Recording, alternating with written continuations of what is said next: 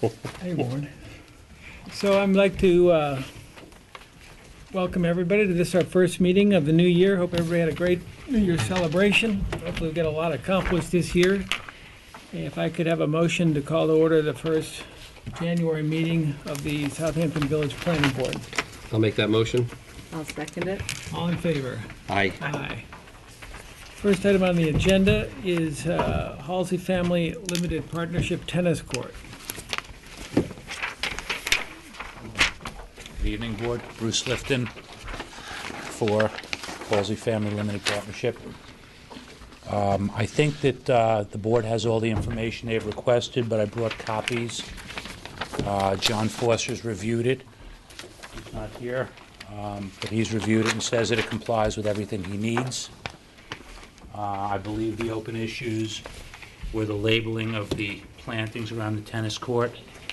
He drew it up here. We had it down here, but he drew it up here. It was putting the lot coverage on the survey, which is now right there. And I think that that answers all the questions. He reviewed the drainage with Kevin Healy in from Century and told Kevin that he had everything he needed, that that was not a problem.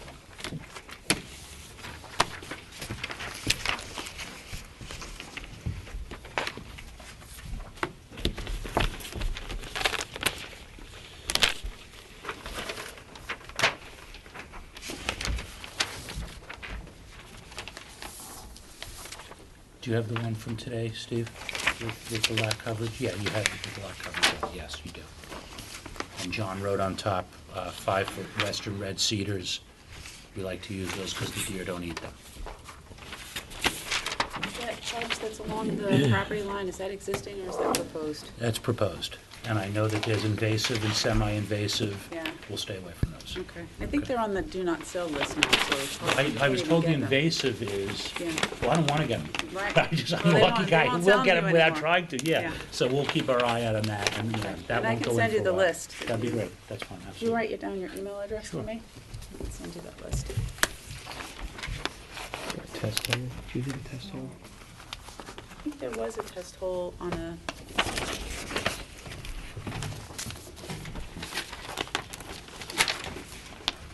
Is it? It was on a separate map, I think, for that whole We've already, subdivision. we've We went through all already, that? well, there was one, but we've already dug the foundation, because we have the permit for the home. Mm-hmm. And we went down for an 11-foot foundation, and it was just sand. This one, well, Sorry. So we've already dug the foundation for an 11-foot foundation, it's just sand. He wants to know the new ones in the file. And I think we did look at a test hole think we for looked at it this last time, right? subdivision. There was one for the subdivision, that's correct. Yeah, and it's, it's fine. I think that was it. I mean, typically, it's 2 rows off, staggered row of. That's- So that's the intent, is a staggered row, two staggered rows. Yes, that's So- why I showed the double dots and my key at the bottom. Okay. That was my attempt to do that, yes, my special landscape skills. I showed the double on the key to show it was staggered at the bottom. That was what I was trying to represent by putting double row of dots on the bottom where it says western red cedars.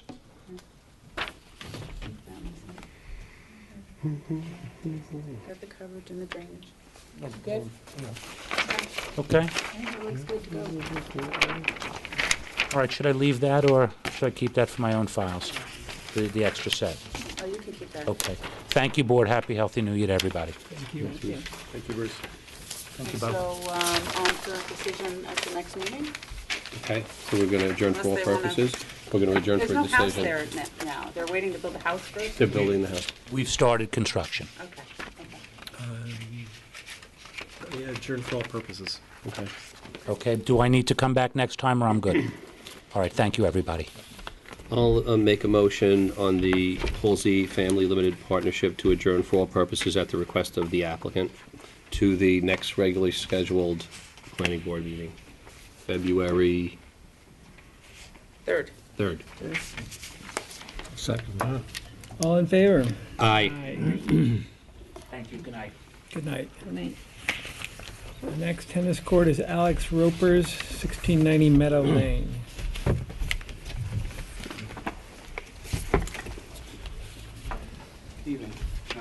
the applicant. I think we should have everything that you need. We had, wanted us to separate the drainage calculations for the tennis court from the calcs for the house.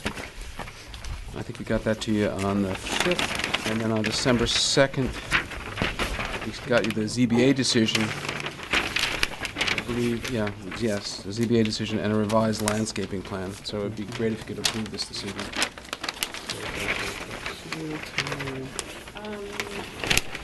I only had one additional comment, and it has to do with when the zoning board asked them to lower the court a half a foot additional, and when they did that, they didn't lower the fence the corresponding half a foot, so they have an 8.5 foot difference between the existing grade and the proposed top of the fence, and 8 is the max. So why don't you just approve it on a condition that we submit that, if that's okay? So I would recommend that. Okay, good. I actually spoke with Lisa Oh, Boyer great, at thank you. InterScience this afternoon, just to talk to her about that, and she had said that that was probably just an oversight, because it was, and, so everything else is fine as far as, as long as the drainage is okay.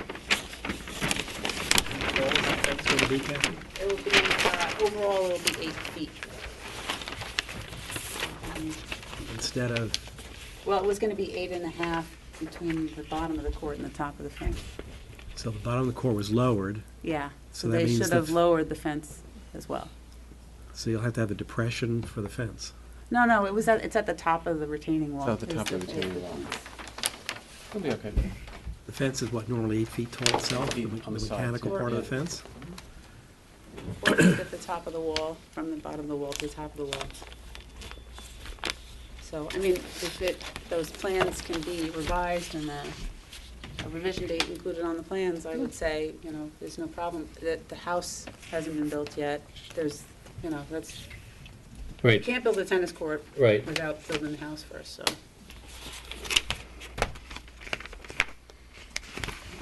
I'm okay with that. There's no reason not to approve it. And so just subject to the, Submission of revised plans showing a lowering of the fence by 6 inches? 6 inches. 6 inches. So that the total height is 8. So the total height is 8, exactly. More correctly put. Or more completely put, I should say.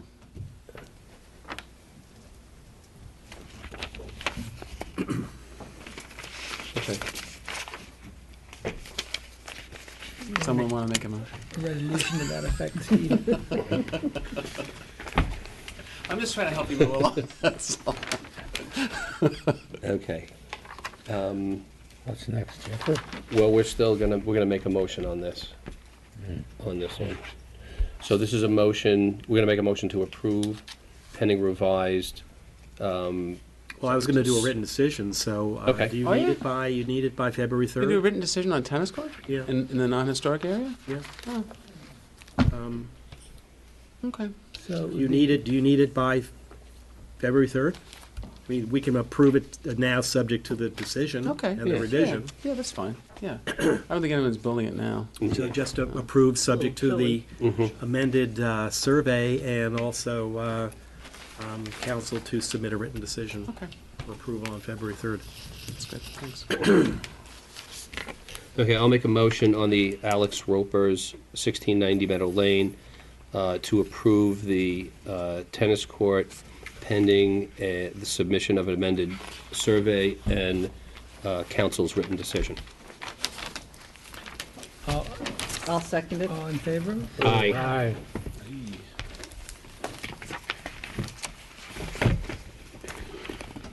Thank you. Moving on to the tennis court application for Brian Brill at 408 First Neck Lane. That's John Bennett for the applicant also. There was, we got your test hole Then the Jeffrey can. data on December Not 2nd up to me, I wanted for this that, and a copy of the ZBA decision. I think that's all you needed, or all you requested. There was a zoning board of appeals decision on this that granted it, and there's some Ed Hollander plans in there. I think we're okay on that, but again, it's subject to your ultimate review, obviously.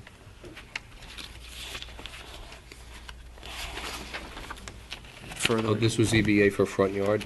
Yes. Yeah. And they granted it both for the, its location before and after subdivision. Right. Which is one of the things we're talking, Right. is on the agenda later. Yeah, I mean, I remember that one, that was the Ed Hollander one.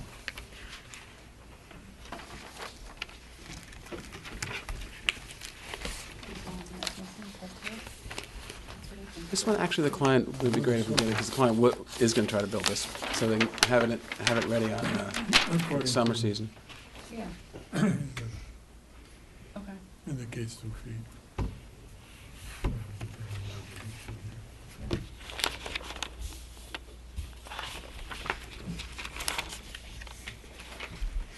Yeah, that was the only thing outstanding, was the test Right. hole, and we have the test hole, it was fine.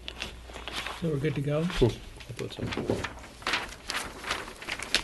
Okay, I will make a motion to approve the tennis court on Brian Brill, 408 First Neck Lane. I'll second that. All in favor? Aye. Aye. Thank you. See you in a bit. Tennis court application of Jeffrey and Nancy Tepper, 6 Halsey Farm Drive.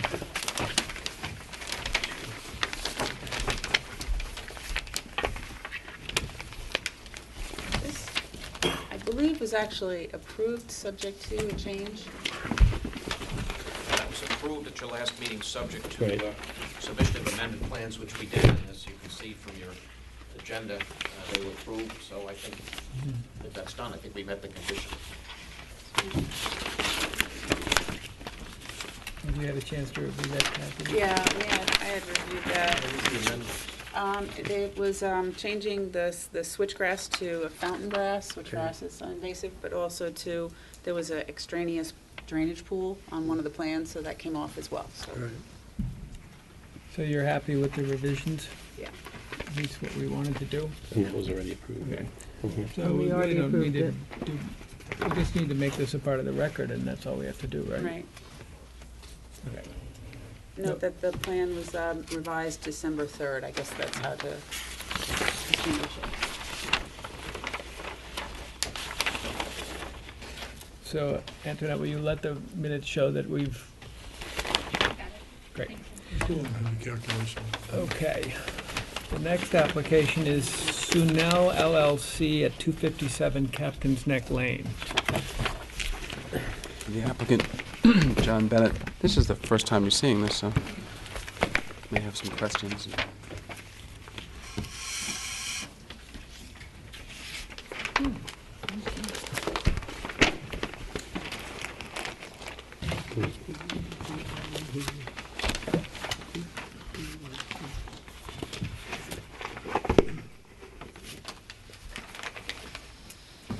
The groundwater is an issue.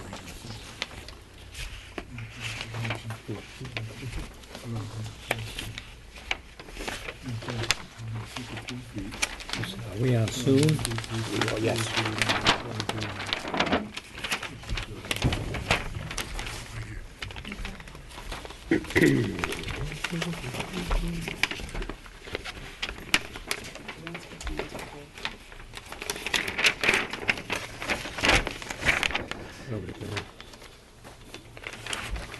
This is that, one of those two sort of married houses on the Captain's Neck Lane, you know?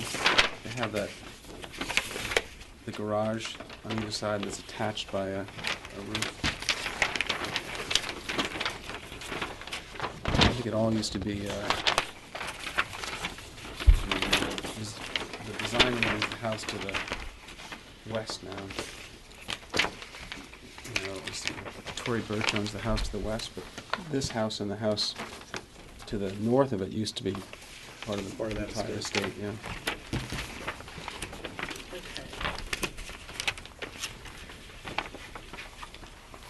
So there's no drainage calcs, Yeah, I don't see any. and there's no drain showed or slope of the court to any kind of a drain.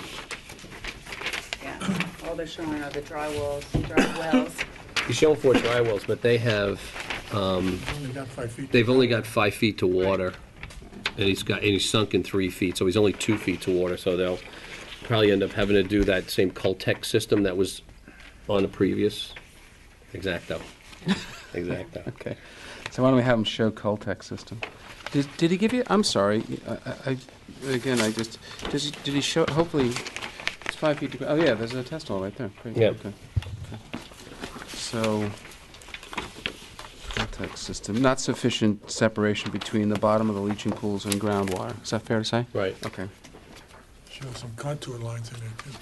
Oh, so he has no, you want some topographic, or just proposed, Right. Aldo? Yeah. Show the And he's proposed showing him contour? here, he's showing 4 dry wells here. But Only they have only 2 do feet like to this. play with. It seems to me that you want to readjust the grade here. Okay, all right. And then one more thing on the landscaping. The evergreen hedge, we just need, Yeah, what is it? What is it? Yeah, I agree, yeah, that's the first thing I saw. What is there any suggestion? I could send you that list of invasive species, that's what we look at. What do you guys want, though? Do you want arborvitae? You That's want, not any thought? Just I show, don't want, that's, yeah. that's okay. What is the board? What would be your preference on that?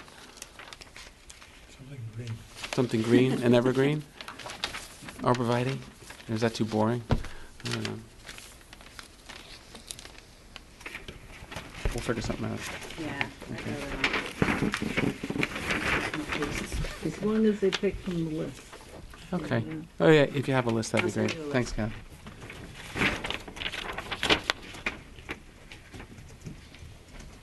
Okay, I'll get all that for you. And you know what, John, maybe he should do he's got like a wall section through it, maybe he should do a full cross-section, because it looks like he's got grass surrounding or some kind of planting surrounding the entire court. Full Sunken. cross-section of, just on one side. Yeah, he did Where is this, it? which is just like a half. Maybe Yeah. he does the whole thing. Because I don't know, he's gonna have to do calcs on the grass too. If the whole thing is sunken, he's gotta do the Oh, I tennis see what you court. mean. See what I'm I see what saying? he's saying. Yeah, you're gonna have to collect that as well. Right. Yeah. And show which way it's, I mean, he may pitch it to that and then do some type of drainage Drain within under, that and then yeah. pull it out to the Cultec system. Perfect.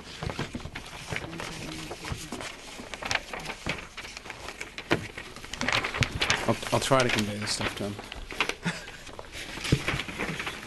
This is the Gittes property. This is old Gittes property. Yes, That's Tory Birch now. she owns to the west, yeah. That's Captain's Neck. Well, Right. this is Captain's Neck. Yeah. That's right. Yep. This is a real complicated nest of buildings. Hmm. That's gotta be, you gotta, I've been through them. I mean, we're doing the tennis court. When are you gonna do the building? There's a permit to Warren, sorry, Mr. Hamer, there's a permit, the ARB gave a permit for a fairly substantial Addition. addition. Yeah. Yeah. But we have nothing to say about that. No.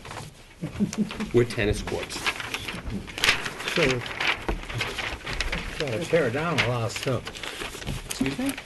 There's no, they're not tearing down anything, Warren. I'm sorry, Mr. Hamer. They're not tearing it, she's not tearing anything down, I don't think. Well, it's hard for me to say that. I can't Oh, say that Yeah, because no, they're not, there's not, all I know is there's a very complicated bunch of outside buildings there. oh, that that joined roof, yeah. Used to service the Gittes property, That's right, yep. and now Tory Birch's property. I think Yes, they've it been is. separated for some time now. Are they still connected by the roof though? Yeah, That's really weird. it's very weird, yeah.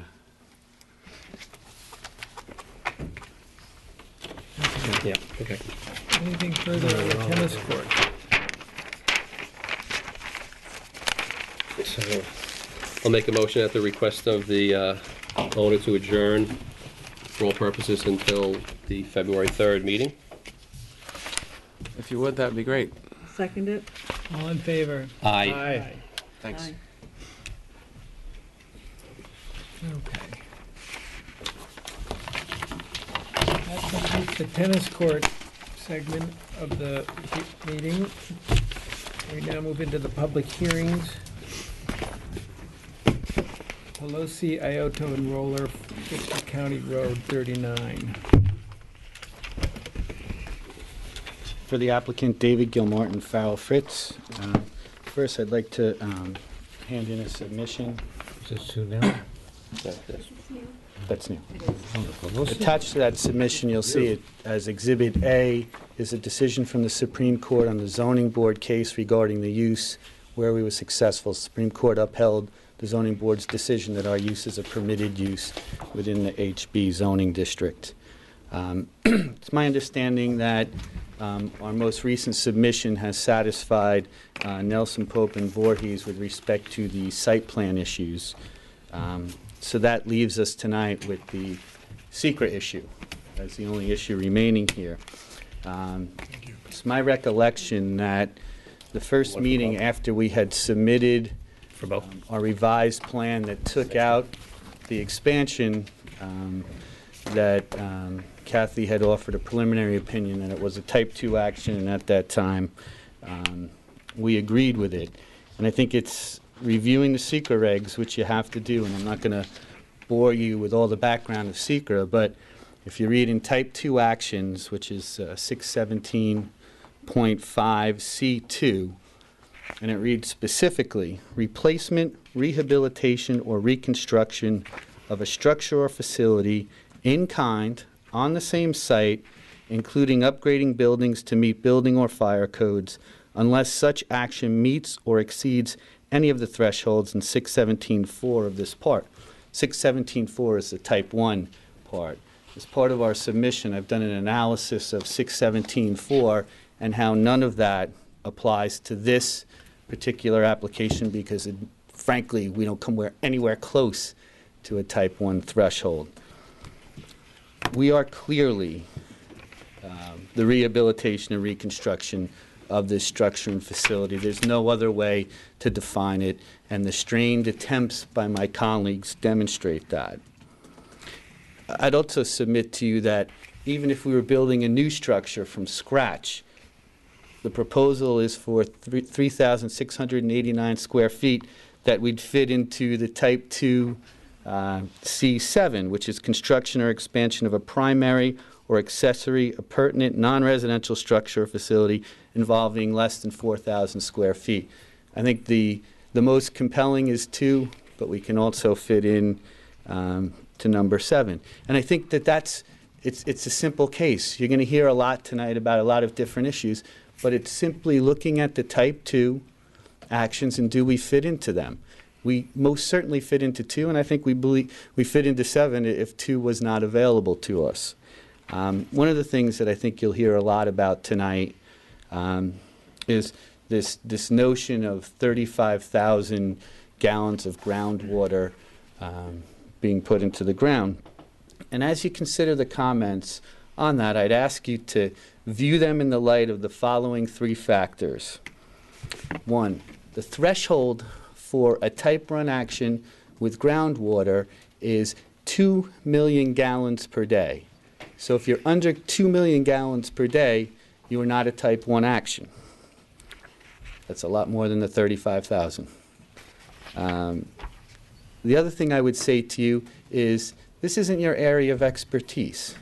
Legally, you have to consider it, but the DEC has final jurisdiction and say over wastewater.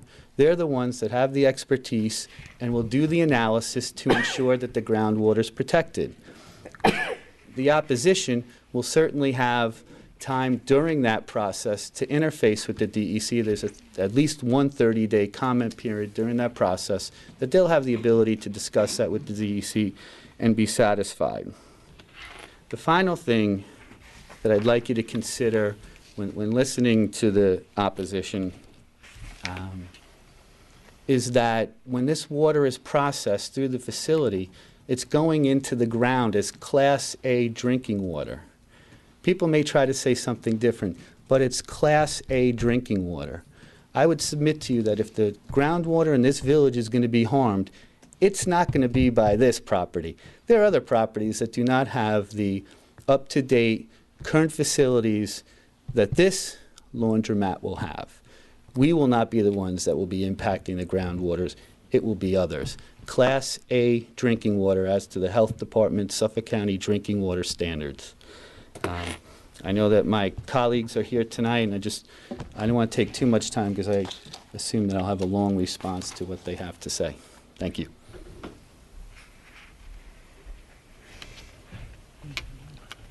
Member of the public, Mr. Bregman.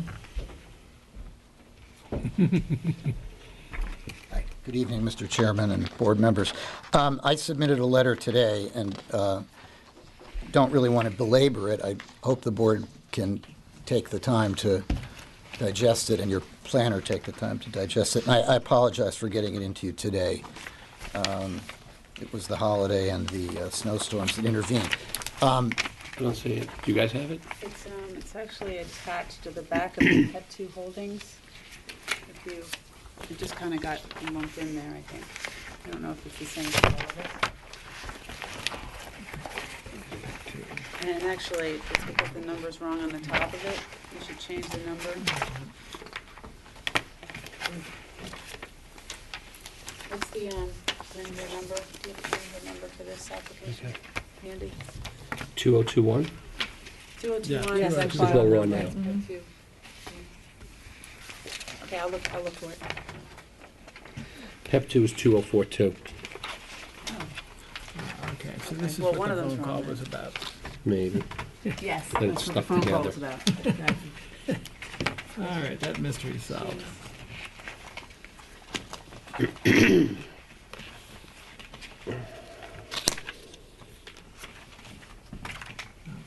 cool.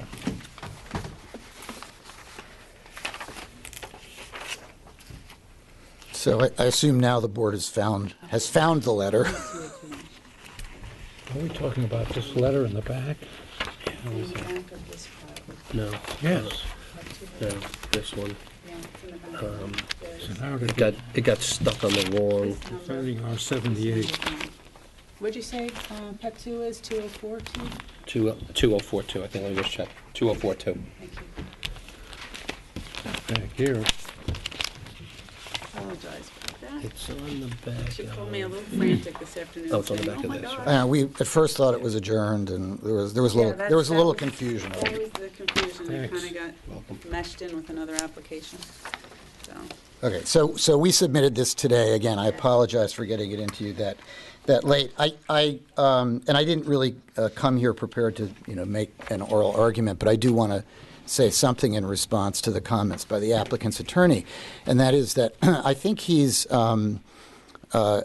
framing the question in front of the board incorrectly, because he seems to be suggesting that your decision is it's either going to be type 2 or type 1, and you're nowhere near the type 1 thresholds, and therefore it has to be type 2. And that's incorrect, because it's not an either-or question between a type 1 and a type 2 action, type 2 being not subject to secret. Type 1 is an action presumed likely to cause adverse environmental impacts. What he's left out of that explanation is that there's the middle types of actions, which are neither unlisted, which are exempt from SECRA, and neither are they type 1 actions, which are likely to cause adverse environmental, or presumed likely to cause adverse environmental impacts. There are also unlisted actions, which are kind of they're uncategorized in the middle. So the question is not, this has to be a type 2 action because it can't be a type 1 action.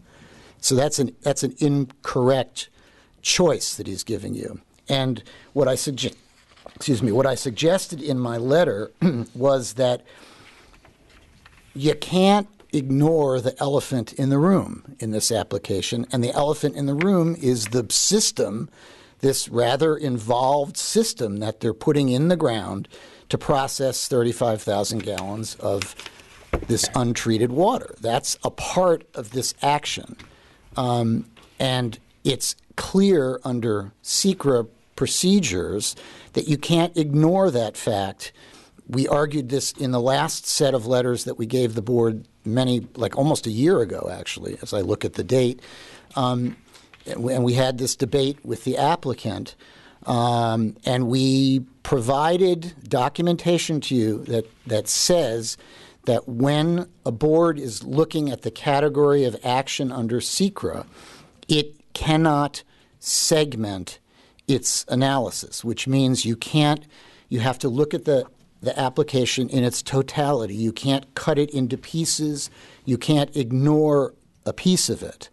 So when you apply that policy, which is required, what we're saying is that this major piece of equipment, and it's not just a piece of equipment, it's a system that's got holding tanks, and they're going to be decanting water from these tanks. This is the elephant in the room. This is the big part of the application. They can't have their laundromat and pump out 35,000 gallons a day without having this treatment system.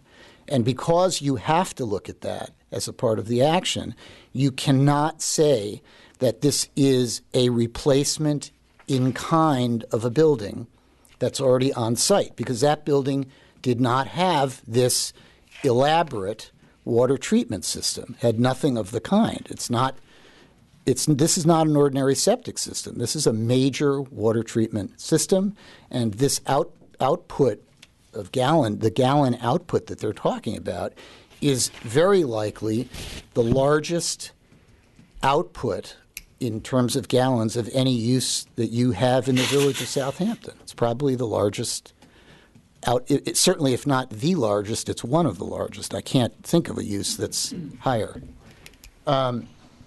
So because this system is a part of the action and did not exist previously on the site and implicates the most serious potential impacts, we're saying this is not an in-kind replacement. This isn't like, just putting up another building, just renovating another building. It makes it qualitatively different.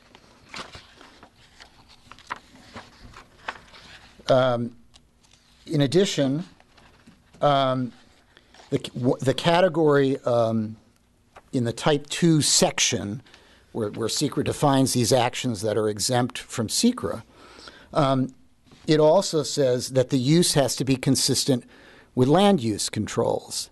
And under local Village of Southampton law, the fact that this application previously got 6 or 7 variances and has inadequate parking, for example, does not make it, the fact that it received variances, back 30 years ago or 20 years ago, does not make it a conforming use.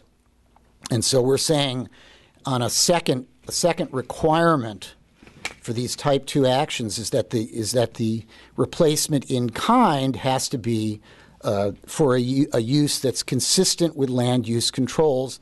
This use on this site is not. It has way inadequate parking. It has at least 3 or 4 other significant variances, setback variances and adjustments that were made to fit it onto the site. So again, that's another requirement under SECRA for categorizing it as exempt from SECRA. It has to be consistent with land use controls. It is not. I've also said in my letter that the current plan violates even the reduced transitional yard setback. You may remember from last year when we were discussing the fact that the prior zoning board moved the boundary line between the 2 zoning districts. It moved it, I forget the direction. I don't even want to say the incorrect direction. But in doing that, it established a transitional yard setback between that altered zoning district line and where the use began. Well, this new plan puts structures in that transitional yard. It puts the leaching pools for the septic system in there. So that's another way in which the proposal is not consistent with local land use controls. So that is essentially our contention, that under either of the categories of Type 2 actions, this plan doesn't fit. It's not an in-kind replacement because it involves a piece of, or several pieces, many pieces of a very extensive, water filtration system. It's not consistent with existing land use controls. And because of that fact, and because you're not confronted with a choice between either a type 1 action, which is presumed likely to cause serious adverse environmental impacts, and a type 2 action, which is exempt. This is not an all or nothing case. And in fact, you land squarely in the middle. It's an unlisted action. And that's what we're suggesting in the letter that I submitted to you today.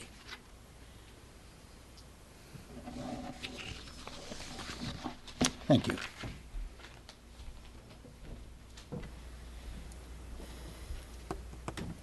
Anybody else want to make a comment? Mr.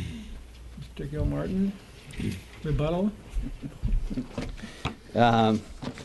Just let me be clear, and it's in my letter. I gave you all of the ways that a application could be classified under SECRA. Let me be clear, it's our argument that it's a type 2, and that argument is held up if you read the regulations. One of the arguments that just made is it's not an in-kind change. Yes, it is. This was, and I think many of us have been there, this was a laundry. We are upgrading, as SECRA says, we are upgrading our septic system to handle the water filtration. That's exactly what SECRA anticipates. It was said that this was going to be the biggest system in the village or close to it. I don't know how many schools and the hospital. We have some big structures here. This structure is 3,600 square feet. I bet you more than half of the residences in this town are more than 3,600 square feet in size.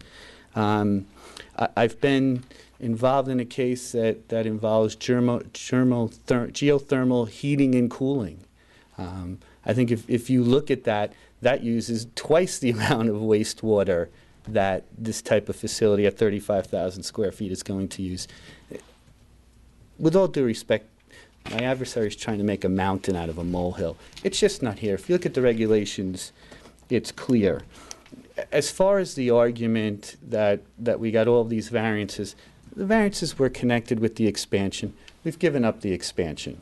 We're no longer asking for it. That structure was there prior to zoning. The variances that were required to expand it are the ones that look so big. But make no mistake, this was here in 1946 and has existed as it is from then to now. So we didn't need the variances to be there. You know, as far as our upgrade, again, that's going to be the province of the DEC. They have the expertise. I, at a work session, explained to you their process. They need a site plan to review, something approved by the village, so they don't keep reviewing things that aren't the final decision of this board. You're the first step in the process. We have other places to go, and I assume that you would make a condition of us getting all those permits to a site plan approval. But we can't be a ping-pong ball back and forth between you and the DEC and back and forth. It has to start here. And it has to start now. We've been here, we've changed the plan. I think we meet all the site plan requirements now, and I think it's time to get moving. Thank you. Dave, does anybody have any figure on what the previous per-day discharge of that site was, or what it was operating as a laundry? I don't. I can try and find it, but... Would that be generated out of the... Does anybody know what I don't know what the prior system was. We can check DEC and look in the village records and see if there's some sort of... You can find anything in the village, but I'm just wondering, does anybody know how many tanks or how many leaching pools there are now on the property? I don't. I can only say it's going to be upgraded. Yeah, sure. Thank you. Strange. Any other questions for Mr. Gilmartin? No? No, not from me. Thank you. Redirect? Yes. Jeff Bragman again. One thing we do know is that this water filtration system for the 35,000 gallons is totally new on the site, and you know that it's not the same because they have both water filtration and a septic system planned for this site now. which they did not have before. This is definitely a new operation there. It's a huge volume if you're comparing it to the hospital or, or a house of 3,600 square feet. Well, a house of 3,600 square feet doesn't have 48 washing machines. So this is a big impacting use. It's worth taking a look at under SECRA. We think it is not a Type 2 action. It's an unlisted action. It's in the middle. And I guess we can wait to hear what your planner thinks after she's digested our letter. Thank you. You guys, what can I go up to? We have our engineer here tonight for the system, if you have any questions for him, but he would like to rebut a couple of the things that were said. Jim Sharkey. First off, I'm not an engineer. I own the company. I hire an engineering firm to write my reports as an independent firm to clarify all the documents. But first off, it's not 35,000 gallons a day. The calculations that we used is more like 31,000, but that's if every washing machine was being used at one time. I mean, it's a laundromat's dream if that happens, but in realistic terms, it doesn't happen that way. You're probably looking at more of a system that's going to do more like 16 to 20,000 a day, because it's a known fact that after the wash cycle, clothes carry out water when they bring it out, and it goes to the dryer and is evaporated. They figure about 20%. 20,000 gallons, that's 4,000 gallons a day that will be evaporated into the air from the dryers. Aquarel has installed probably about 85 systems on Long Island and Connecticut and New Jersey, and 7 of my clients have 100 washing machines or more, and they're scheduled to do 70,000 a day, 80,000 a day. If they do 25, 30,000 a day, it's a lot. So I don't think that this laundromat is going to generate. We have to, the DEC requires us to get the worst case scenario, that if this laundromat was running 7 days a week, just constantly going, it'll produce some water. But again, there's already competition in the area, so the use is going to be spread out. But I would estimate that we're probably going to look more like between 16 and maybe 20,000 on the average a day. The systems that have the 100... And that's discharge of treated water. Treated water. Yes, yes. All the tanks are sealed, so the dirty water is contained while it mixes and is treated, and then is processed. And when it leaves the building, it's meeting the criteria of the DEC. The laundromats that, the system that we had prior to this year did a very good job. And it was always dependent on the owners to maintain their systems, changing carbon, changing filters. And a lot of times they did not do that. But the system still worked at maybe 70 to 85%. That there was no record of any kind of groundwater contamination, so to speak, into wells or into the ground from these large units. And I have 5 customers that we could walk to each laundromat that have 60 to 100 washers each, so that the amount of water being produced in this particular area is just tremendous. And in none of the wells have they found any kind of contamination. So this is really relatively, in my company, a small system. And the new system we have is really a revolutionary new type of system that involves a chemical and a company called Opflex, which is now working on the Gowanus River. We're involved with that, trying to clean up the Gowanus River. The water does actually get crystal clear. It comes out, it's free of all dirt, it's free of all grease, oils. The leaching tanks are going to drain very well. It's a new type of system. And it's probably going to be installed in many laundromats in the next couple of months, because we have 3 clients right now who are upgrading to this new system. The DEC has witnessed this system. They've been following me along for the last year as we developed it. They're very happy with it. They're very, they're just thrilled. And there's not going to be any impact to the ground. How long has this system been used? When was it introduced? I first introduced the system in 1998. The system's still there today. Again, it was a system I had that everybody seemed to be happy with, and it was, and we were meeting the criteria at like 80%. How long have you been in the business of 91, this 91? well, actually 88. So what would have been cutting edge in prior to this system? Well, at that time, they were using a method where they were trying to use an alum. The problem with the alum, it had a very narrow pH tolerance. So and of course, in a laundromat, you've got Mrs. Jones putting in Tide and Mrs. Thompson putting in all, and people think that, oh, if 1 cup makes it clean, then 3 cups are going to make it really clean, and that just takes the pH of the water and just sends it into a wild, you never can tell where it was going to land. But the company I'm working with manufactures the chemical just for me, and it has such a wide tolerance for pH that it works more often, and it doesn't break down, and we don't have a system failure. It allows the water to coagulate and do its thing to get the water clear. So we've had no problems meeting the pH, and that's the key.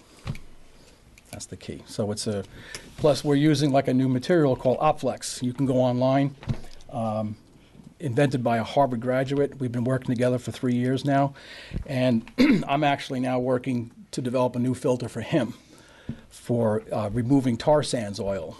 So company is very involved with pollution measures. Been around a long time, been in it a long time, and we're really happy with this new system. We got 4.5 million gallons on our first prototype system, and it's just running and running and running, and it never breaks down.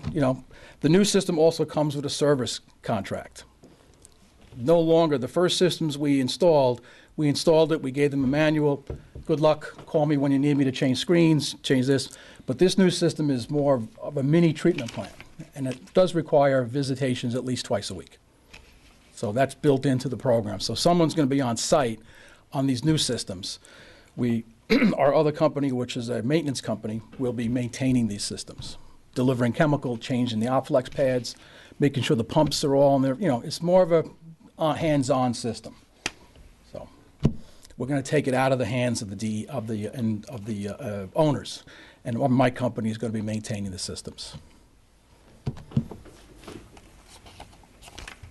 Mr. Sharkey, do you have a computation in any of your documents as to the quantity of water used per machine per cycle is? Yes.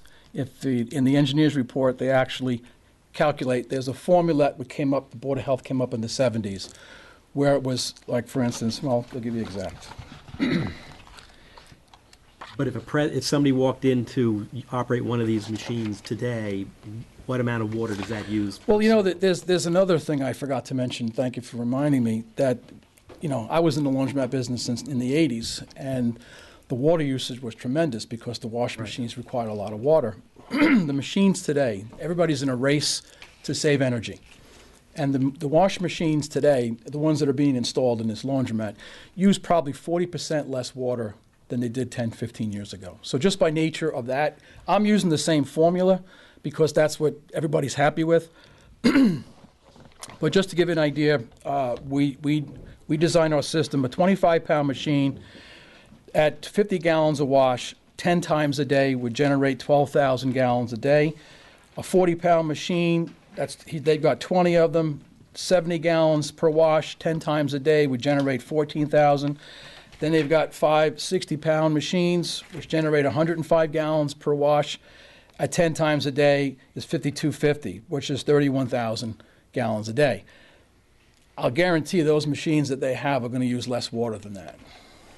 Because they're new machines, they're high efficient, they just run on a lot of less energy and water. So taking that into account, we're probably looking at another maybe 5,000 or 6,000 gallons a day less that's actually going to be produced on the property. Thank you. And I don't think it makes that much difference if it's 30,000 to 31 to 35. If you're treating it, it's coming out as drinkable water. Correct. I don't think it makes Well, I any think the issue that was brought up here was that it was so much water. 35,000 gallons is so much water. And I don't know what they're considering so much water. I mean, that's not really a lot of water in my business. Right. I'm working on 2 laundromats right now, like 100 washing machines. I mean, like I said, we have the calculator. It's coming into like almost 90 90,000 gallons a day. But they're not going to do 90,000 gallons a day. But we have to tell the DEC this is its worst-case scenario, and we'll be ready for it if it happens. So it's going to be considerably less. Kathy, Aldo, good. So having just received these documents, we will review them carefully. And I think we should adjourn to the next meeting to continue to hold the public meeting open, public hearing open. Yes. Yeah. Want to make a motion to that effect, sir? I don't want to make that motion, but What do you want? I don't know, I think we've heard everybody. I think everybody's been here half a dozen times, and Well, staff needs time to review this. Okay. I need time All to right. review it. I mean, I will, I'm not sure where this is in relation to where we were last year with the secra determination. So we need time to review this.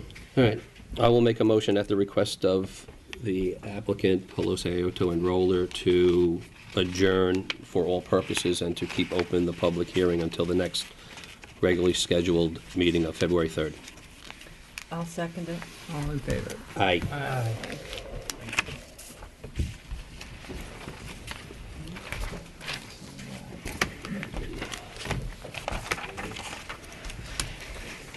Kathy, you had reviewed the site plan, and that's, Kathy, Sorry.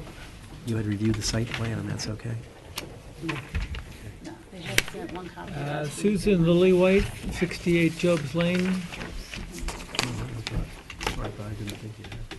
I sent a letter pursuant to our last meeting, Right. so I would recommend that you make a motion to strike the application from the agenda. And you didn't hear back. I hadn't heard anything, and I asked them to correct any. It's in the file, Pam. Should be. When do we send that out? Lily White application. It's a 2044. Yeah, well, they're not in number order. That would be Too easy.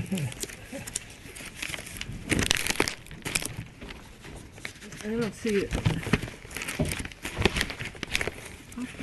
Should be skinny. Yeah. When I empty my 40 by 20 foot swimming pool, Mhm. I don't see it. And maybe, Beginning of the year. When that comes up there. we don't pump it in the ground. What do you pump it? Well, we Based upon that, Roy, then I would say adjourn it for all pump it purposes. underneath the because we surface, don't and pretty know soon what it floats has on been the lawn received for or not. about a couple of hours, and then it disappears. Look at that, and then it comes up. That's one of the highest. I don't get it, Discharge. where the water goes. should be right in Right here. down into, it goes into a tank, and then the tank brings it down into the ground. How big a lot does this guy have? He's got some rickety thing, 3,600 square feet. But he's in Doesn't sand, it'll anybody dissipate live- Doesn't immediately. anybody live around Just contribute. it? We're on the agenda. Mitchell is the next one. Make a motion It's to crazy. adjourn Susan Lillywhite Crazy. to the next meeting. Okay. I have to call Diane tomorrow. So. We don't have the file? No. Unless it's inside one of them. Okay. It's not there. I'll make a motion at the request of the applicant to adjourn for all purposes the Susan Lillywhite application one more time. One more time. Oh, it's Diane already. Oh, I'll second that. All in Okay. favor? Aye. Aye. Is that Susan? Yeah. The Mitchell Family Real Estate, 180 Great Plains Road. Evening to the applicant, Gilbert G. Flanagan, 21 South Main Street, Southampton. I have an affidavit of posting and an affidavit of mailing. Underneath. This one. It's Burke Flanagan, 957. Okay, this is an application for a two-lot subdivision for property located at 180 Great Plains Road in the village into two conforming and in fact two oversized lots. As I mentioned in the submission I made to you last month, this subdivision was actually reviewed by you before and actually approved. It received final approval in 2003. It also received Health Department approval just before that. and for a number of personal reasons involving the family, including the subsequent death of Jan Mitchell, who was my original client, the subdivision was never finalized. So now his family has wanted to pick it up again, and we are here before you for sketch plan approval for the exact same subdivision that you approved in 2003. As you know, this is in the R120 zoning district, and the property actually contains 347,352 square feet. So if you look at the subdivision map, you'll see that both lots are considerably oversized and meet the lot width and other requirements. I think it's fairly straightforward. If you have any questions, I did, by the way, after the last meeting when we discussed this and when the public hearing was scheduled, I did submit an updated environmental assessment form as suggested by your consultant. So if you have any questions, I'd be happy to try to answer them. Kathy, did Gil get a copy of this memorandum? No, we just finalized the memorandum. Okay, thanks. You got more stuff than I did. I'm missing a couple of pages. I don't know why. So the code did change since 2003 with respect to flagpole lots, and in the R120 district, you need 150,000 Give us the same thing. square feet. But actually, this is not really a flagpole lot 2 because it has sufficient frontage on Cooper's Neck Lane. So, I guess the, 957. I mean, you could look at it if it's, And then you have a memorandum. if a lot extends from a street to a street, then it's supposed to meet the applicable front yard This is the one that Gil's on. requirements, so and that's a this is 200-foot Kathy's width. model. So they can't meet the 200-foot width on both Great Plains Road and Cooper's Neck Road. So I guess reason for the flag, I understand they want to follow the driveway that's there and provide, I guess, access to the garage and the cottage. But from a long-term planning perspective, you'd want lots that conform with the required lot width and frontage requirements. Well, as I say, the lot width does conform on Cooper's Neck Lane, and even if this were classified as a flagpole lot, it has more than 25 feet of frontage on a street, so that would conform as well. So I don't really think that that's an issue. Of course, another way I suppose that could be done, we could, instead of having a flagpole, we could create a driveway easement. And so as a practical matter, that, the use would be the same. I don't see any reason to do that, frankly. Does it have 150,000 square feet, the flagpole lot? No, it has 138,464 square feet, but it's not a flagpole lot because it has 200 feet of frontage on Cooper's Neck Lane. So it doesn't, the fact that it has a strip that runs out to Great Plains Road doesn't make it a flagpole lot because it has conforming frontage on the street. A flagpole lot, as you know, typically its only access on the street is the pole, but here we have a situation where we have a conforming frontage. So I don't know that really is... We have conforming frontage on Cooper's Neck? Absolutely. So then why do we have the flag on Great Plains? So the only reason we have it is that there's an existing driveway that provides access to the garage on this lot, so we are trying to preserve the existing improvements as they are.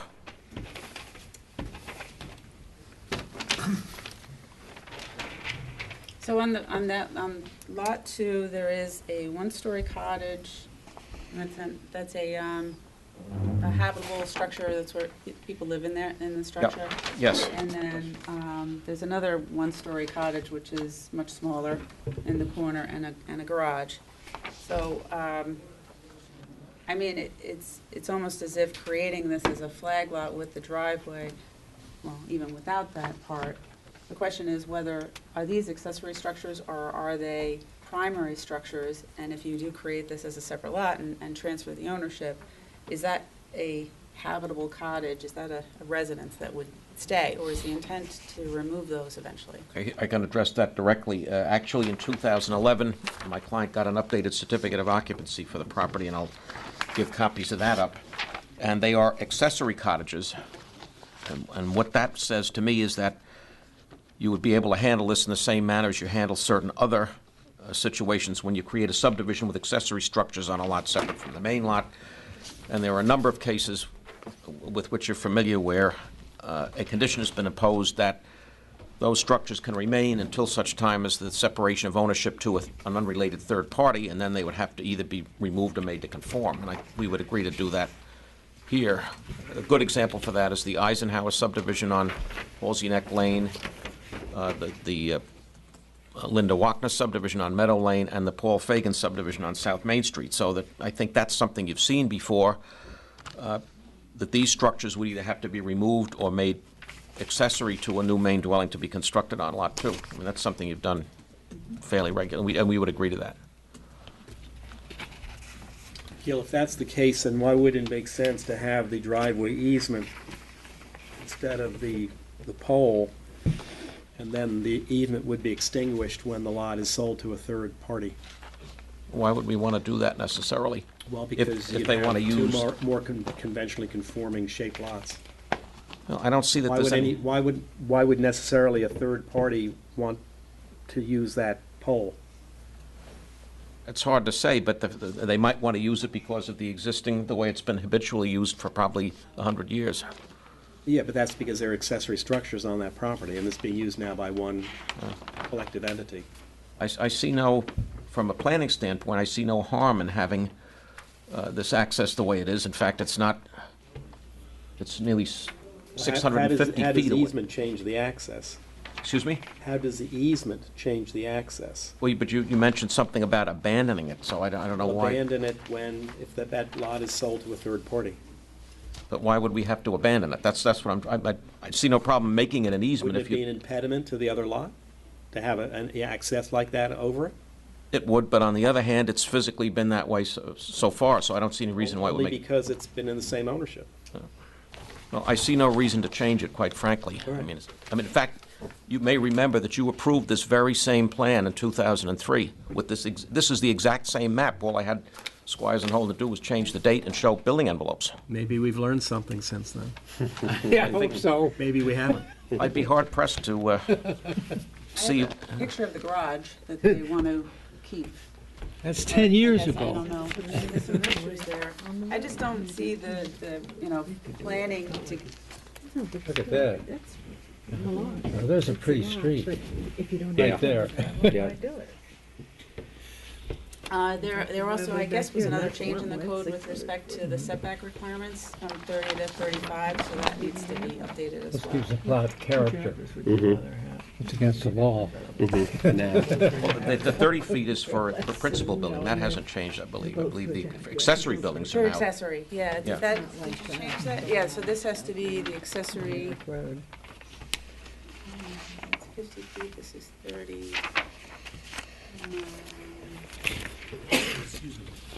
Bless you. Pretty. It looks as if all they showed for the accessory, but they showed the extra street setback. But you're right, a 35-foot would be a setback for an accessory. It should be We can 35. show that, but I'm trying to see what this showed, what this showed was the setbacks for the principal building. Okay. So if you want us to show a 35-foot setback for You know what these are? Yeah, it looks like hay bales. structure. I think it was hay bales. You know- Roll them up. Somebody's going What to, is either this? over here or over Looks here. like there's two envelopes here. Guy I'm from trying to Goldman figure out Sachs which owns one. all of this. This is the building limit for the From principal Cooper's Neck building. over to the neck. This is the building limits for L accessory shape. structures. And he's showing it the same. He's retired. This is, Right. okay. Can't So remember, this is can't for, remember his name. Sorry about that. so this is the building structure limits for accessory is here. It looks And like I guess that's it's 90 the feet same. because that's from the street, so, Yeah. right. And then it's the building limit for principal building is the same on the side yards for this, so he just has to clarify that. Okay, So yeah, he'll that come I in can- and do that. Yeah, that's easy. We'll do Sure. that. We'll do that. And then there's also this jog, and, from long-term planning perspective, you want to try to create regular lots. It's not a big deal, but there's also, so it goes around this wall that, surrounds the pool house, and it shows up in those pictures what the wall looks like. And I think it's something that the owners of Lot 1 would want to keep. So it makes sense, it's, if there's a way to not have it jog, you could do an angled lot, but I don't know if that's any better than a jog on the lot. So I just wanted to mention that, but, Back in '03, that came up, by the way, and we modified the, I think it was maybe even a suggestion of this board that we modify it to keep the wall on the lot that it services. So I looked back through the old drawings that we did. minutes and, I think, because I know that we specifically modified it so that, I think we started out with a regular line, but the wall would have crossed it, okay. and it was decided it made better sense to keep it on its own lot. Well, what's your opinion on this? No flag lot shall be permitted in the R120 unless it has a lot area of at least 150,000 square feet. Does the fact that it has 200 foot of frontage on Great Plains Well, I negate? think Gil has an issue. I haven't looked at it yet, that it may not be by definition a flag lot. Right, it's either a double frontage lot, which you always think of it as being street to street, but technically it's a double frontage lot, the way it's proposed. And according to the code, a double frontage lot has to meet the full 200 feet. On both So sides. it's on both ends, and, or otherwise it's a flag lot. It's, it's, And this is a requirement that didn't exist when the board originally Well, approved this plan? maybe it wasn't considered a flag lot when the I don't planning think it board was. reviewed it in 2002 and 2003, but we can look back through the minutes if you think it's important to do that, but Good luck. it's just, do you want to create this extra flag for the long term? And that's, that's the question.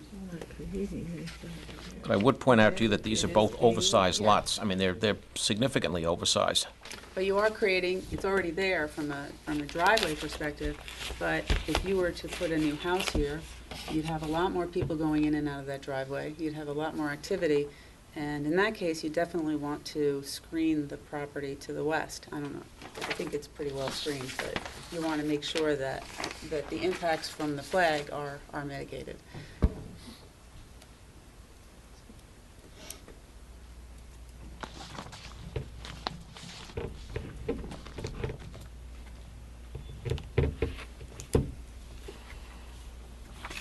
So, Bo, I would like your interpretation, Yeah, on we the will. code. Yep. Whether that would have to, if that's something that the planning board could waive, or if they like this. Well, that's why I asked the question about what, again, I'm looking at it for more of just the ultimate practical purpose of, it's seems to be some need and utility to it now because both properties would be owned by the same entity, but when that's no longer the case, how does that impact the two lots? If there's an easement that extinguished at that time, then it obviously has a time limitation to it that doesn't exist if the lot is created the other way, so. I will ask my client to I was see gonna if say, he would maybe you he would check with consider them, Gail. that. It's not cosmic one way or the other. Right, but, I understand. No, I'll ask him. some utility to saying that it might be an impediment to the one lot. I'll certainly ask him. It's not unreasonable. I expect that it might be dependent on whether or not, which one they sold. That's true. You know, That's true. Ultimately, one might consider they're both going to go into third-party hands differently, but if they retained what the south lot is the one that has the double access, Right. yeah, so they might want to keep it for a while until they divested themselves of that time. I'll certainly ask them, and I can talk to you further about the question whether or not it's a flagpole lot. Yeah. I'm not sure that, I would agree with you if it didn't have legal frontage on Cooper's Neck Lane, but I think it does.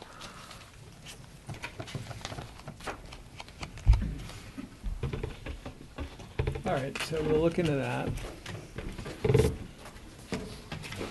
I don't have that, I don't understand why you and I don't have that plan. It's in file.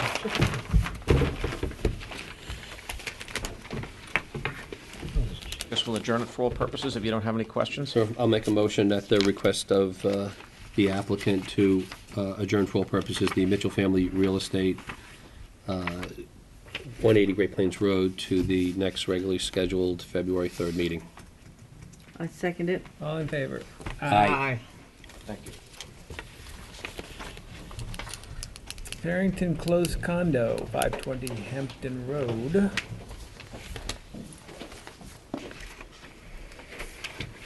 Oh, that's that little thing, Yeah, we got a letter. We got that letter we asked for. that's just filling in a porch. That's this one right here.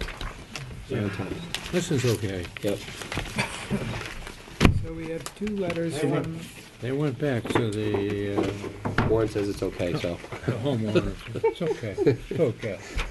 For the applicant, Robert Fischetti, Ferdinand Fischetti, 320 Hampton Road.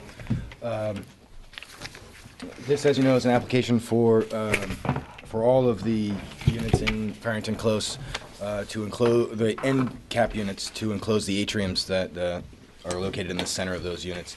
One of the things we left off with last time was letters from Farrington Close Condominium Board. I have submitted letters that were reviewed by your attorney in advance as far as the form, and they've been signed by the president of the Farrington Close Board, both joining as applicant and also approving this specific application for my client at unit number 16. Other than that, it's just as I described. We're basically just closing in the atriums. It's only visible from the sky. And other than that, I think you're familiar with everything. I agree with Warren. to me, that we're done. closes up all the loose Ends right. ends with this application. Any questions or issues with it? Yeah, and it also, I think, avoids each individual unit owner having to come back here and deal with the same issue that's already been approved in principle, so. Great. So well done. They just have to say thank you. I'll, Hopefully they will. I will make a motion to approve the Farrington Close condo application, 520 Hampton Road. Let's do number a 16. written decision on that, Steve. Okay, I'll make a motion to approve pending a written decision from council. Farrington Close condo, 520 Hampton Road, number 16. Thank you very much. Wait, Would we it- haven't voted. Oh, I second it. All in favor? Aye. Aye. Aye. There you got it. Thanks. Would it be possible, just because my client is very anxious to get her building permit, is there any chance that decision will be available at your work session, or will it be the next? Probably can have it by the work session. That would be great. Okay, thank you very much.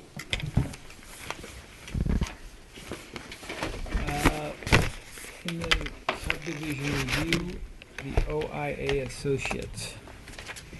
I have a request for an adjournment in there, John Bennett for the Mhm. applicant, but I would like to talk about, just to make, just to winnow everything, or get it all down to the point where there's nothing left but the issue with the park fee. Oh, you're recanting your letter then? Hell no. Your adjournment? I did no. You're not Letter of adjourning it? Adjournment. Well, there is a covenant that I had submitted that maybe we just, Bo, if you could just take a look at that, if you wouldn't mind, just so that the only thing that's left is the park fee. And I have, I'm still dogging some of the trustees. It's hard to get them to focus. The only holidays. The only one that did give me an opinion was, without saying who it was, he said, that sounds like a lot of money for those lots. Can you put a formal letter in front of the trustees, John, Okay, ask for a I've been hearing or trying, something? I sure will, I will. Thank Okay. you. You know, I'm not gonna abandon the subdivision. I got health department approval. I paid Well, we just like to get this thing. $40,000 for a pine bank. Just like to get this thing, officially I'd like to off get the- it done too, but I don't But if you get an official hearing scheduled Oh, with okay. them, that would, I think, have help. that, okay, So we are adjourning? if you would. Oh, I thought you said my request for a lesser No. park fee. I'm sorry. That was my, At the request sort of of, my flip response, sorry. at the request of the applicant, will adjourn for all purposes the OAI Associates, 212 Windmill Lane. Oh, seconded. All in favor? Aye. Thank you. Maybe while you're at it, John, you'll come up with a better equation for the park fee. Use the town one. Oh, the town one, that's, the town one I'd be in for $5,000. That'd be fine. Hmm. Not that good. We'll adjust it a little. Adjust the town one. You know that, you do know that the existing village park fee statute, as applied in a case that back in '81 was ruled to be confiscatory. Here's a speakerphone. Really? Yeah. Warren didn't hear you. 'Cause you're not into The you're not into mic. existing, there's a case going back to 1981, and I'll supply it for everyone, where the existing scheme, the village park free scheme, was ruled to be confiscatory. Warren still can't hear you. And the request was for a $6,000 park fee. What year was that? 1981. Oh. Wow, that's a long time ago already. It is. I just thought about that. Yeah. I'm really getting 33 old. years. Using 80. $210, Yeah, that's that's about a long time ago. $40,000, right? Alrighty. Okay, Harkonnen LLC and Atreides LLC, 408 First Neck Lane. 2050. Okay. This is a new application. We've had it Yeah. once. No, we did it the It's last 3 or work 4 session. times. We've had it before us, November work session. I know you had some points. There are a number of points that are made in the memo that was prepared by Scott Robin in our office. The EAF, I'm sure Lisa will modify the EAF to reflect these and sign the one that she actually submits to the village. There's a few comments on the subdivision map. I think that let's just go through them. It has to be marked sketch plan. The second one is that. Excuse me, John, do you have a copy of this? Yeah, I do. I'd like to talk about the Okay. EAF before we Okay. get to that, though. Okay. Oh, do you want to? There's no requirement for architectural review board approval and building department approval for the subdivision. He's just wrong. It's actually, as when you look at it from a whole process, that eventually you'll need a building permit. And not as an involved agency, but that permits will be required. That's how I've always filled I've them out. never viewed it that way. I've never filled it out that way for a health department, for a subdivision application. For a subdivision application, I've probably No, filled you're out right. I apologize. probably, You're right, Yeah. I apologize. okay. So I don't think one, I will ask him to revise that. Uh, And then it's, I think he just wanted to make note that there was something special about the house that's on the property. no, it's, I went through the village. I went through the village files specifically before my client purchased the property, and you will not see a blue sheet for this property. So I don't know where he's getting this information. I invite you to go down and look at the village files themselves. I went there 3 separate times and said, this is the property. It's the property that looks like a Normandy house. Yeah, There's a blue sheet for the house next door, but there's not a blue sheet for this house. right. Well, he does say that the windswept adjoins to the south and shares a common driveway. I guess there must be some kind of records through either the State Historic Register Office or, But it's you not, got this from someplace.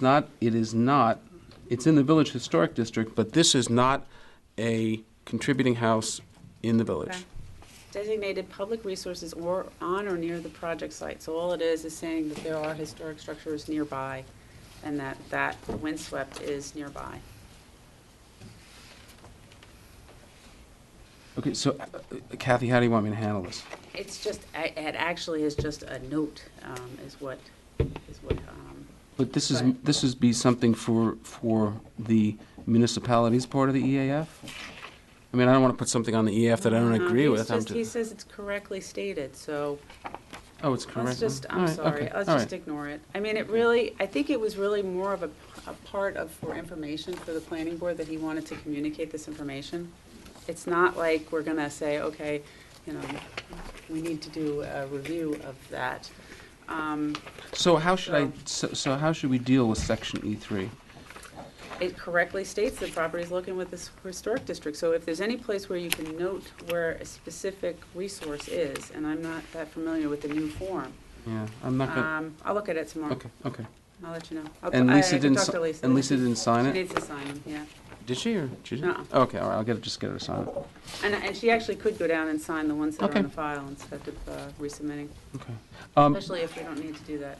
As long as we're talking about seeker, is there any possibility that you could start coordination? Because I can't go any further with the health department until there's a determination made, which I I don't think I'm being too presumptuous in thinking that it would be a negative declaration on a two-lot subdivision in the village, but I can't It's go any just the further. health department, yeah. Just the health department. Yeah.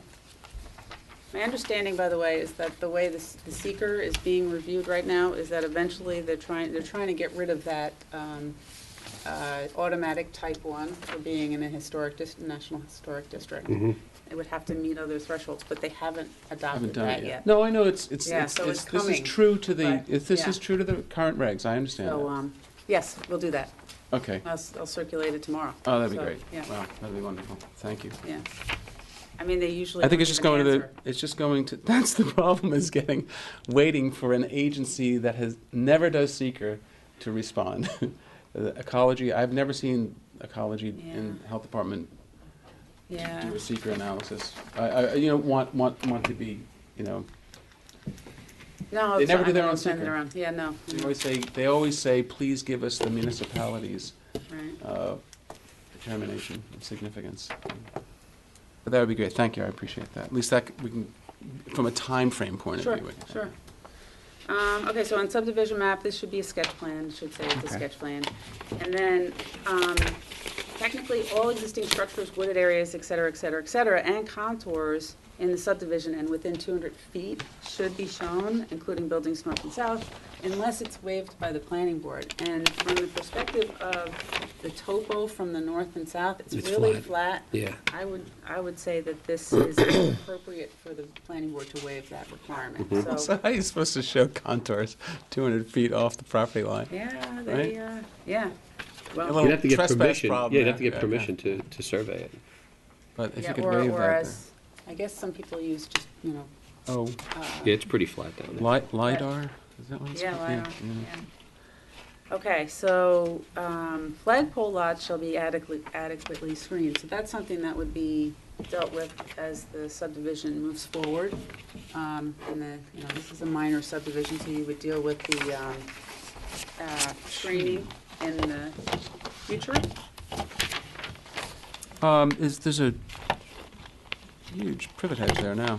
Are you talking about screening what from what? I'm just trying to understand. You're basically protecting the future residents from the cars that go up and down. So on the north and south side of the flags?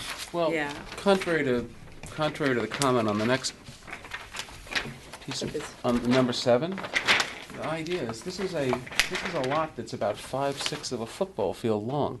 I have my own driveway there. I'm not going to come in here on a common driveway that it already is servicing a house and a guest house.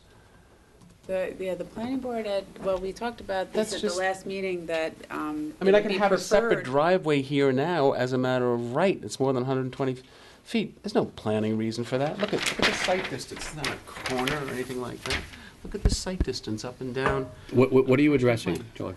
I don't want to. I'm not going to come down here for access for this lot. I'm going to have a cut of driveway here. Right. Okay, I thought that we talked about this at the last meeting, that that we would look at access from the common driveway. I have to have a hole in my head to do that. This person. Yeah, it's already servicing 3 lots, right? No, it's not servicing. It's servicing this lot here, which has a large house on it. Mm-hmm. This house, which is a large house and a guest house. Okay. Mm-hmm. So the What's that intent- other break? What's that other break that comes off the flag? and there's No, a- on this side, John. On this side, when you come up, there's like one curb cut right there. No, go Right backwards. here? Bring right Oh there. yeah, that's for this. That's for this house. They're both those two curb Well, cuts there's are for a the tennis same. court on this lot, so it Oh. probably They have like services a the little- tennis court. There's a little guest house there. Yeah, exactly. Yeah. Okay, so I probably- thought the intent was No. for them to share that, so they're gonna have to break through that hedge Yeah. and create a new driveway. They're looking off that. That field. actually solves the next question, Yes. because the next question has to do with He's saying he's going to put up. the fact that common driveway is half He's going to put a on, driveway here, not use the flag. is half on the applicant's property and half on the property to the south. And if you were going to cut a new driveway into it, you'd have to get permission from the folks to the south.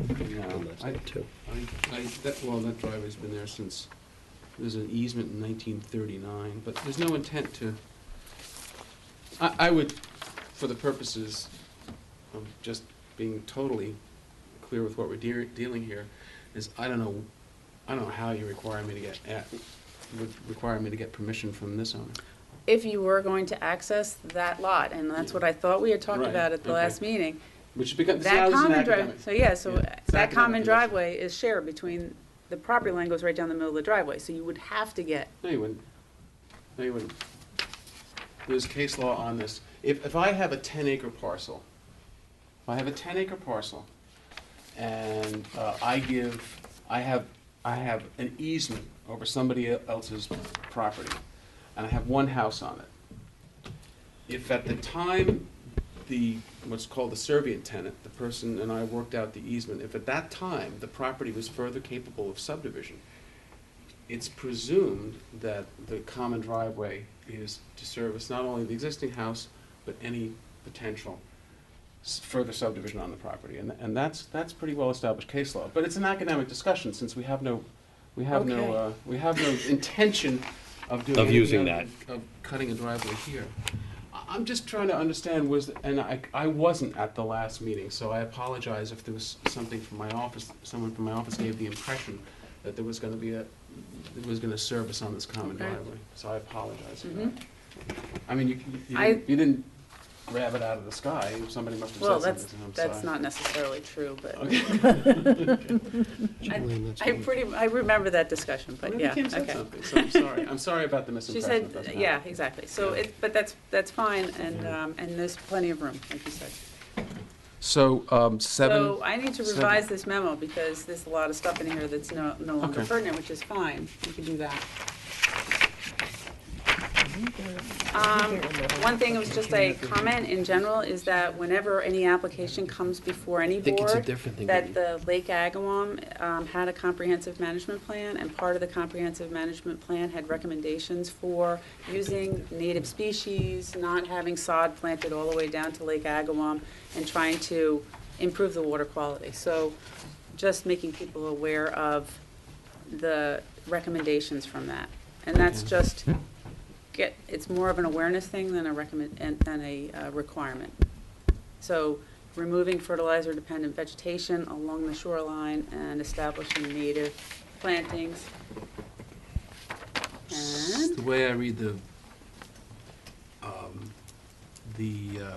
wetlands regulations in the village, since there's no activity plan within the right. jurisdiction, we're just gonna leave it as it is. We may, if anything, we may try to come in with a plan that that the zoning board of appeals has been pretty happy with, to remove some of the phragmites and Okay, plant native that's great. vegetation down by That's great. but in terms of anything more distinct than that, we looked at this, and, even the house itself is out of jurisdiction, and if we do anything to the pool house, it's not gonna be any addition, no square footage or anything like that, so. Okay. It's more of a, just an advisory. This comprehensive management plan is out there. There is a homeowner's guide for plantings and kind of a best management practices type document, so. And John, this lot 1 is being created for another house, right? Yes. We didn't have a tennis court on this one, No, right? you had there's a tennis court, there's a variance for a tennis court 90 feet from the break line. And Right. about, it's probably 550 feet or something like Right. that from First Neck Lane. They gave a variance, we needed a front yard variance because it was in the front yard, even though the front yard is. Mhm. But the ZBA gave a variance for a tennis court about 90 feet from, it's 90 feet from the proposed subdivision line. Mm-hmm. And then you looked at a site plan for that. But that's on lot 1? It's on lot 2. On lot 2. Yeah. The tennis court was here. There's probably room if somebody on this lot wants a Right. tennis court to put it Right. behind it. Mhm. The other thing that you might, we did quite a bit of due diligence, and quite a bit of conversations with not only the building inspector, but the village attorney on this. The thought would be probably to give this up, this garage apartment, so that you down to, because there's a certificate of occupancy for that. Mm-hmm. So there's a CO there's actually a CO for a main house, a guest house, and an apartment here. That's probably gonna be extinguished, so. Mhm. just from a point of view of density reduction, I think even though it's small, it's something. And the greenhouse that straddles the line is going to Well, be taken down? the or- thought would be to keep them in where they are, unless it's conveyed to, a true third party, Mhm. as the village has done in many cases. And in that case, they're either going to have to be removed or be made to conform. And again, Hey, Kathy. I spoke to Diane, I spoke to John Foster, many times before my client. Obviously, it was an issue. I said, is this a contributing house? And there's no blue sheet on it in the, we were concerned about that. And nor were any of the accessory structures, noted as contributing, so. I think it might make sense for them to map the existing street trees, but just from a planning perspective. Oh, yeah, as they're far as quite where, nice, yeah. the driveway would Oh, be the street, located. oh, the street trees here? Yeah. Or here, because there's sort of an alley of fruit trees. Well, now that they're not having a driveway there, I don't really. You don't really care. I don't care. Okay. So you want the existing The street trees? existing street trees.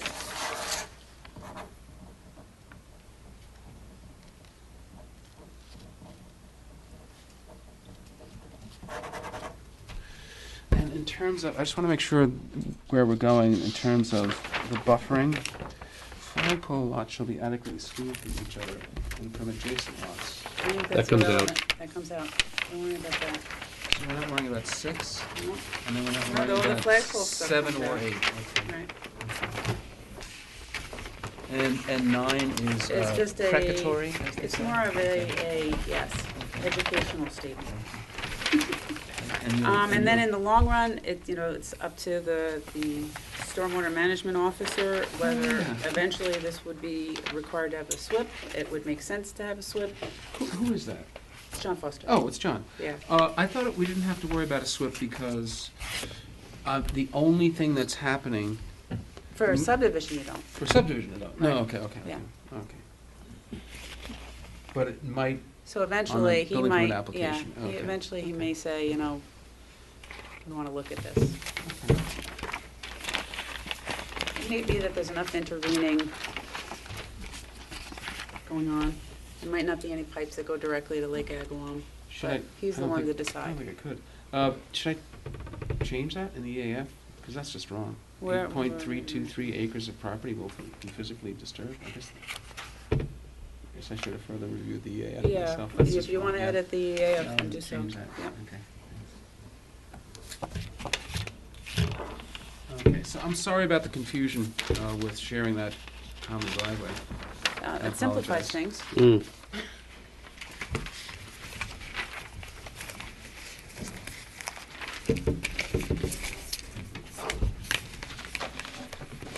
I guess I gotta come back to you and make some changes. But I think pretty straightforward application, just carving off a lot in the front. All right. At the request of the applicant, I'll make a motion to adjourn for all purposes the Harkonnen LLC, Atreides LLC, 408 First Nick Lane. I'll second it. All in favor? Aye. Just for curiosity, I was told these come from the Dune series. These, Jesus, not another one. names. I've never heard of them. Oh, really? Yeah. I'll look it up. All right. Pep 2 Holdings, 200 David White's Lane. This is the one that they requested an adjournment. He did submit an EAF, Mhm. and I did let him know that there was a memo that would be circulating, and I can send it to him. That will review the EAF for next time.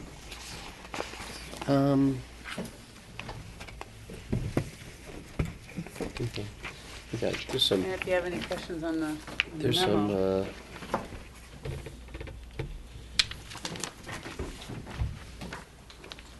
there's some stuff mismarked here, I think. The whole back of this pack, this 2021, is the, It's all the, it's the laundry. right.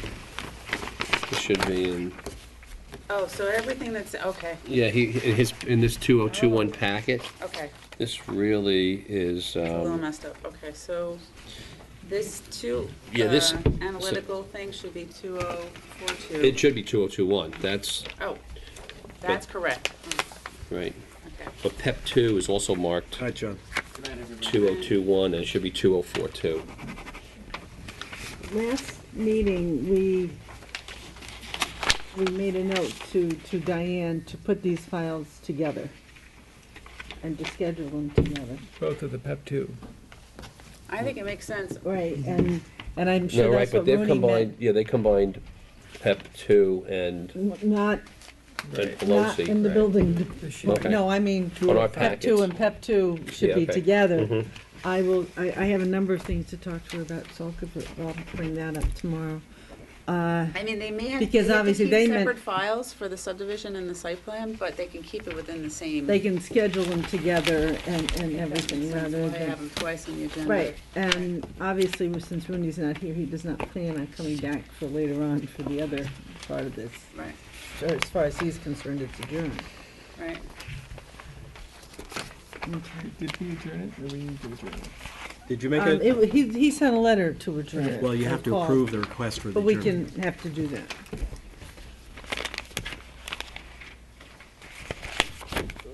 So we're gonna adjourn this? Yeah.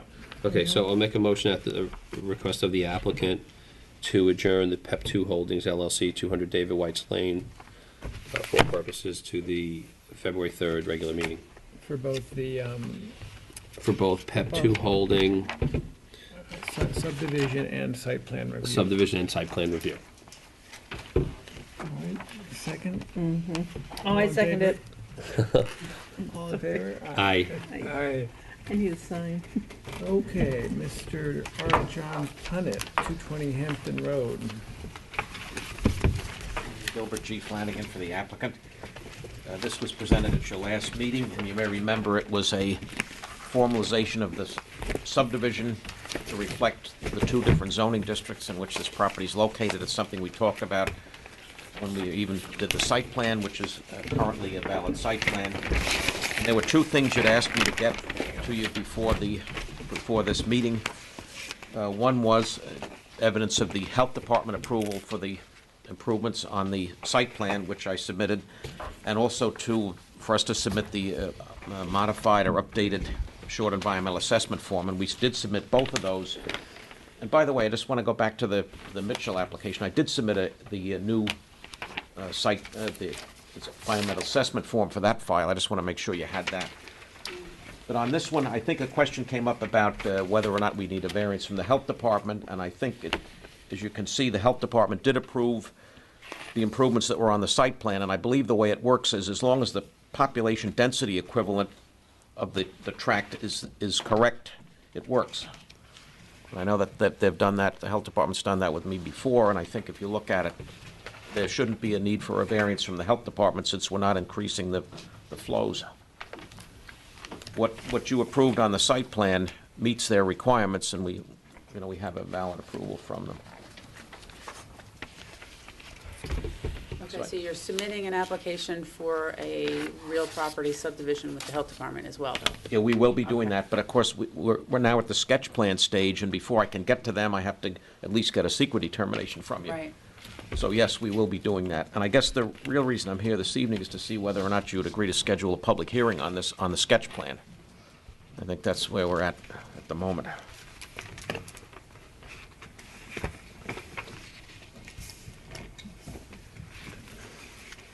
Have you seen this EAF yet?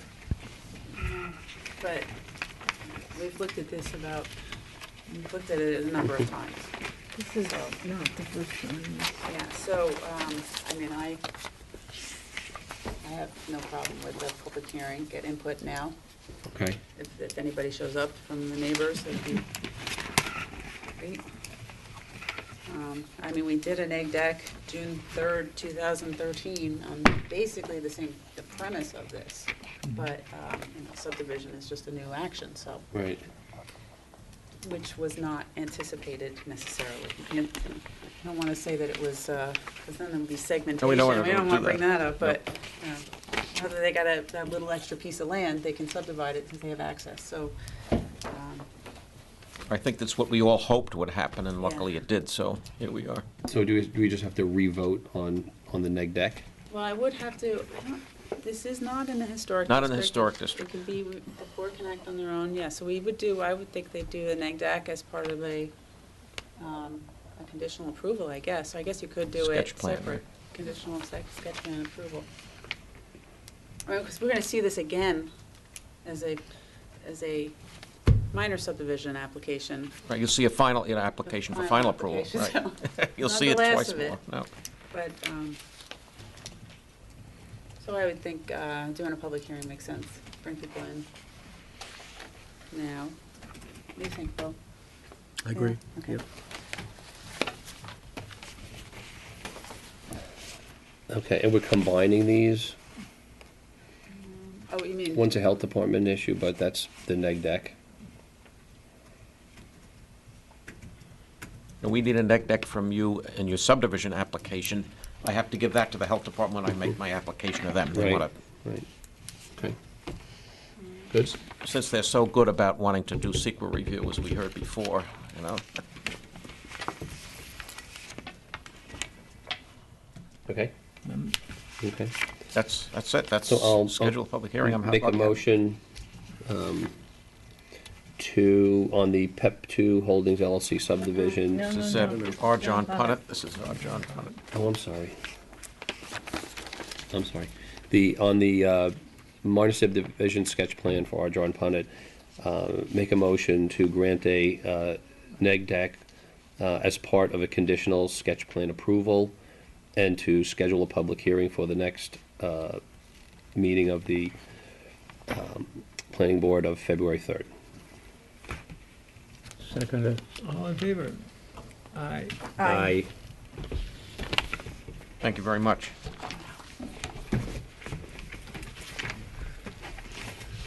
All right.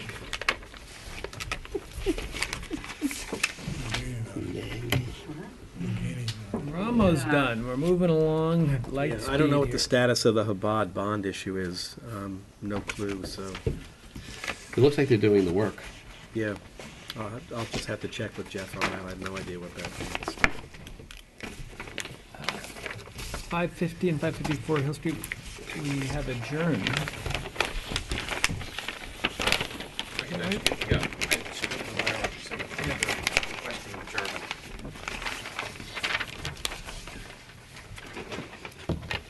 That's 550 and 554, Yeah.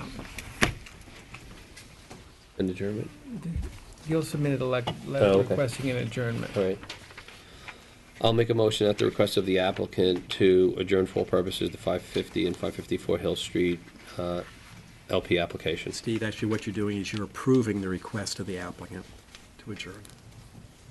Yeah, we requested it, so you're granting Right. my request. You're granting the Right. request. It's not it's a little different phrase, but you're. Making a motion at the request of the applicant. No, that's not it. You're making, not at the request, the applicant has made the motion, you're just approving the request for the adjournment. Okay. I'll make a motion to approve the request of the applicant to adjourn for all purposes the 550 and 554 Hill Street LP.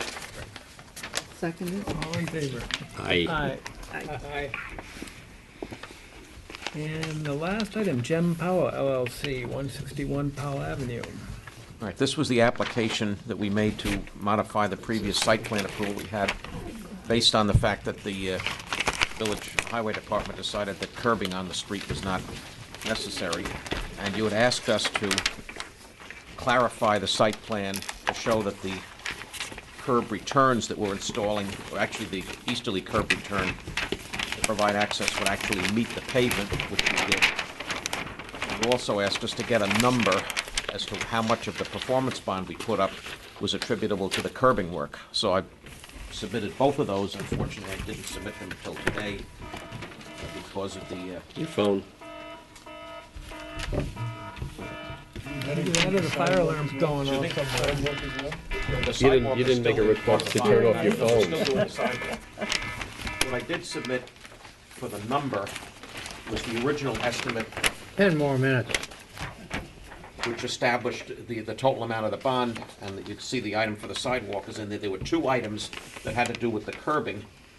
One was item 4, and the other one was item 6. And those two are not necessary, and if you look at them, they add up to $7,838. And also, just for your edification, I gave you a copy of the performance bond, which was for $15,000. That included the sidewalk and the curbing. So the sidewalk, we still have to do, and that's still included.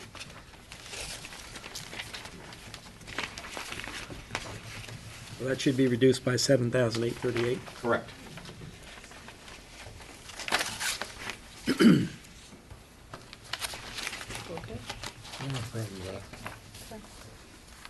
Okay. So you need, I guess, a resolution stating this, so that way you can go to the trustees. Correct. Probably should have that in writing, yeah. I'm sorry? Should have that in writing. Yeah, if you could, that would be good. If you could approve it subject to Yep. something in writing from council, that would be fine.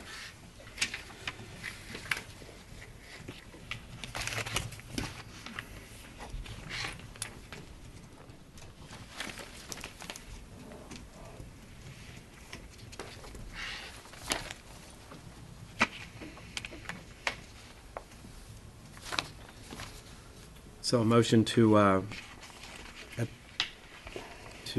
approve the application of the applicant to waive the curbing requirement.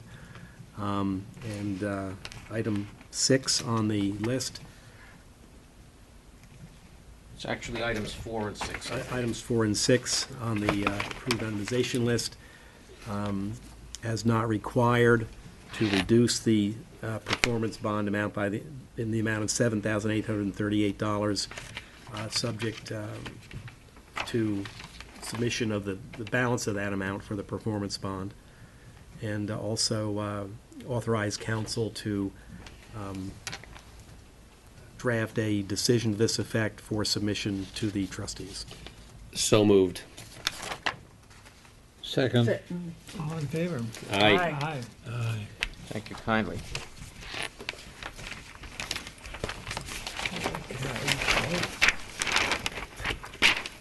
That concludes all the items on the agenda except for minute approval. Has everybody read the minutes? Yep. From October 28th, 2013, November 4th, 2013, and November 25th. Could you add December 3rd to that as well? December 3rd should be on there as well. And December 3rd. I don't, I haven't seen December 3rd. Yeah. You guys didn't get it? No. Okay. I'm leaving. I will check into that. Bye. December 2nd. December- yeah, December 2nd. I don't think I've seen December 3rd. I don't know, I wouldn't have gone around. I will check into my, Okay. I'll check. I'll make a motion to approve the minutes of October 28th, November 4th, and November 25th, 2013. I'll second it. All in favor? Aye. Aye. Night. Good night, Joe. The next meeting of the Village Planning Board will be a work session, Maybe this. January 27th, followed by the regularly scheduled meeting on February 3rd. With that, may I have a motion When are we to going home? conclude the meeting? I'll make a motion to end the meeting. I'll second it. All in favor? Aye. Aye.